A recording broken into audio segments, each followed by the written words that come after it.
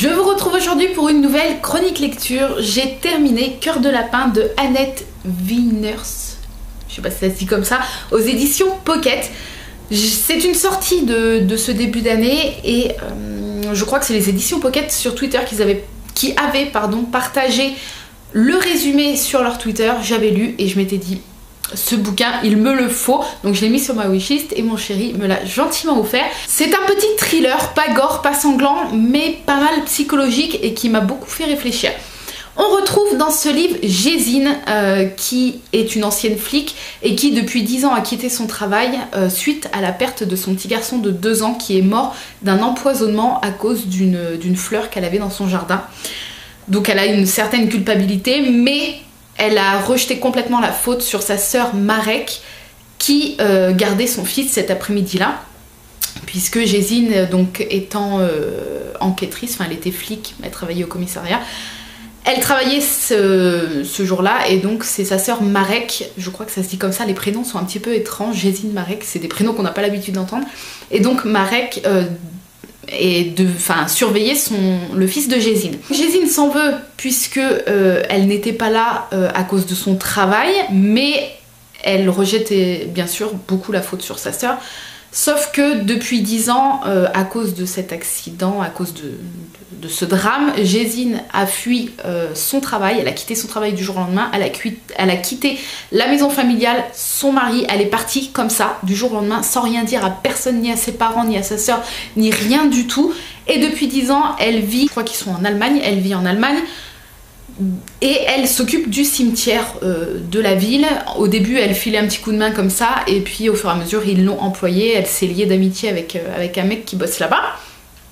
Et voilà, elle est très bien dans ce cimetière, c'est le cimetière où est enterré son petit garçon, mais depuis l'enterrement elle n'a jamais pu retourner sur la tombe de son fils, c'est psychologique, elle ne peut pas. Voilà, et le jour, donc au tout début, il y a un enterrement comme il y a assez souvent, et ce jour-là elle va être choquée de voir que c'est le nom de sa sœur en fait qui est sur les couronnes de fleurs, donc sa sœur qu'elle n'a pas vue depuis 10 ans et dont elle n'a pas de nouvelles depuis 10 ans est morte, donc elle la prend comme ça, et au même moment elle voit un homme avec 2 petites filles, des jumelles, et donc c'est le mari de sa sœur, enfin le veuf du coup, avec les jumelles de sa sœur. Je crois qu'elle ne savait même pas que sa sœur avait eu des enfants. Bref, le fameux jour de l'enterrement, elle va tomber nez à nez avec ses parents, avec leurs parents, donc elle et sa sœur. C'est la chose qu'elle redoutait un peu parce qu'elle est très en froid avec eux depuis ce jour-là. Et tout de suite, quand elle va tomber nez à nez avec sa mère va lui dire « Comment tu oses être ici ?» Puisqu'elle ne sait pas que sa fille travaille au cimetière. Elle va lui dire « Comment tu oses être ici? Tu n'as pas honte, tu dégages, tu n'as pas à être ici le jour de l'enterrement de ta sœur, c'est à cause de toi si elle est morte, c'est à cause de toi. » Voilà, parce qu'officiellement, sa sœur s'est suicidée, elle s'est jetée sous les rails du train. Mais tout le monde pense à croire que c'est un suicide, que c'est un meurtre. Et les parents pensent qu'à cause de la culpabilité de Marek et le fait que Jésine l'a peut-être harcelée à cause de la mort de son fils, l'a poussée au suicide, mais ils vont vite voir que ce n'était pas un suicide, mais un assassinat. Jésine va être très rapidement suspectée, bien évidemment, parce que c'est la seule qui peut en vouloir à ce point à sa sœur.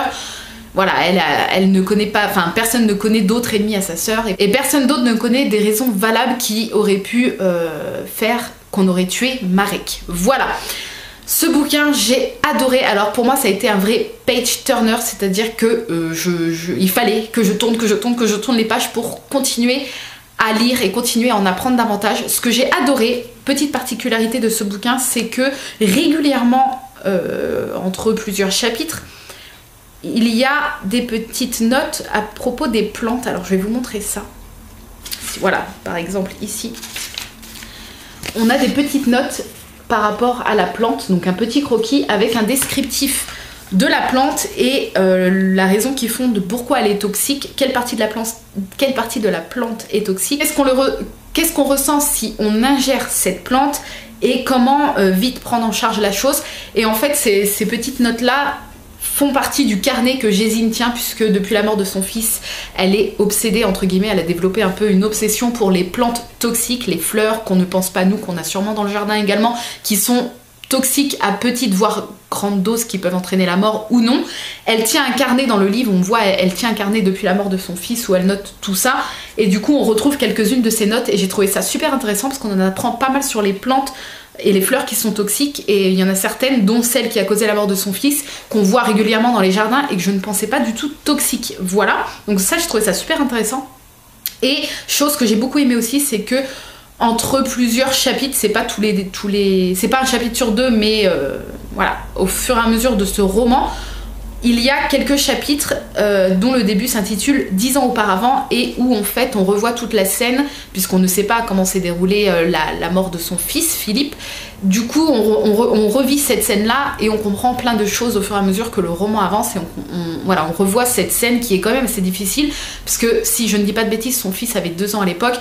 Moi forcément, Arthur va avoir 2 ans, il aura peut-être même déjà 2 ans où vous verrez cette vidéo, bref, et je me suis beaucoup mis à la place de Jésine, et la scène est tellement bien décrite, c'est pas gore, parce que voilà, c'est pas un meurtre, vous voyez ce que je veux dire, c'est un empoisonnement, c'est pas gore, mais on ressent tellement cette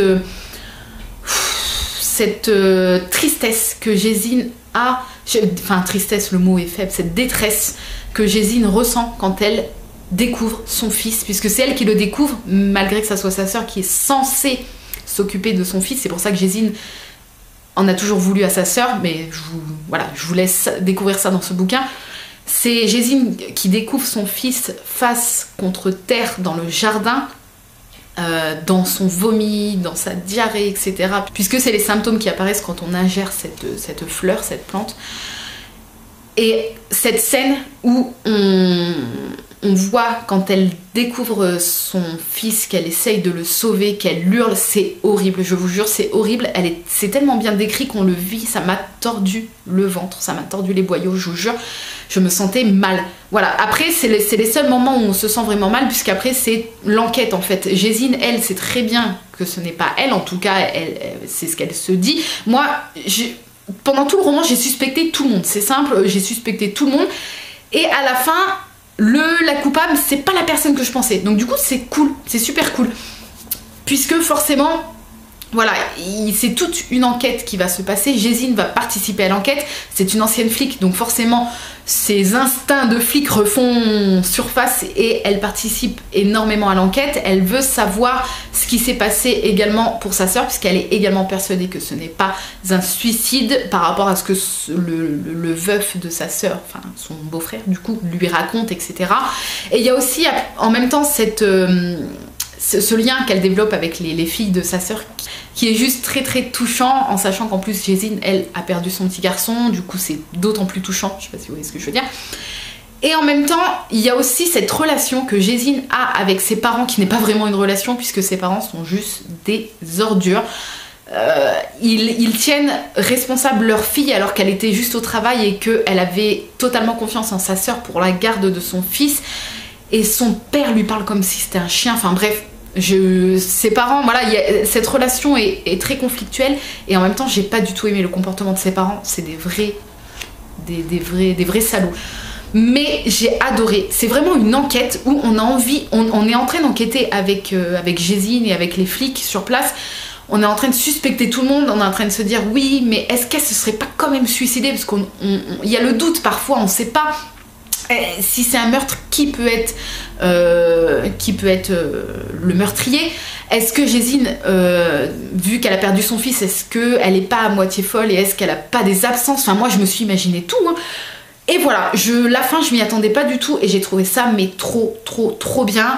Voilà, comme je vous ai dit, j'ai eu du mal à le lâcher à chaque fois que je devais reposer ce bouquin. Ça a été très dur parce que je voulais en savoir plus, et tout le livre est quand même assez... En fait, c'est bizarre ce que je vais vous dire. Le livre est assez calme, c'est-à-dire que voilà, on suit beaucoup Jésine dans son travail au cimetière. Donc c'est une ambiance quand même... Je vous montre pas le livre depuis tout à l'heure. Bon, on s'en fiche un peu. C'est une ambiance quand même assez calme, mais il y a toujours un rebondissement. Toujours un rebondissement. Dès que c'est calme et qu'on est bien posé dans l'histoire, boum, il y a un truc qui nous arrive. Soit un nouvel indice, soit un nouveau truc qu'on apprend par rapport au passé, par rapport à 10 ans auparavant, les chapitres où qu'on découvre la mort de son fils. Il y a toujours un truc en fait, un nouveau personnage qui arrive, qui connaissait la sœur, de machin, de trucs. Il y a toujours, dès que ça redevient calme, boum, il y a toujours, même si c'est pas un truc de fou, il y a toujours un truc qui revient. et qui fait que hop, ça relance l'enquête et que on est happé dans l'histoire. J'étais vraiment happée dans cette histoire, j'ai adoré. Là, je viens tout juste de finir et ça me fait déjà cette sensation de j'aurais aimé ne pas l'avoir lu pour le redécouvrir encore une seconde fois parce que j'ai adoré cette histoire. Voilà, je vous le conseille si vous aimez bien un peu ces histoires d'enquête, avec beaucoup d'émotions, puisque voilà, on parle quand même à la base de la mort d'un petit garçon et de sa mère qui n'a jamais fait le deuil, qui se sent énormément coupable, qui en veut à sa sœur.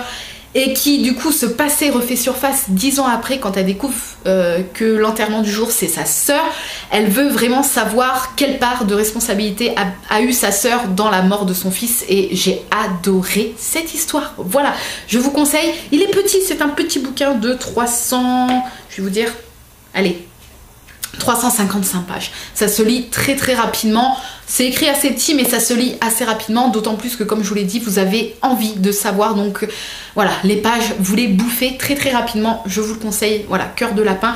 Pareil, c'est un de ces livres où on apprend un peu pourquoi il s'appelle comme ça à la fin. Et j'adore parce que honnêtement, voilà, même avec l'histoire que je viens de vous raconter, voilà, vous me dites pourquoi le bouquin s'appelle comme ça. Et moi, c'est ce que j'ai dit encore hier à mon chéri.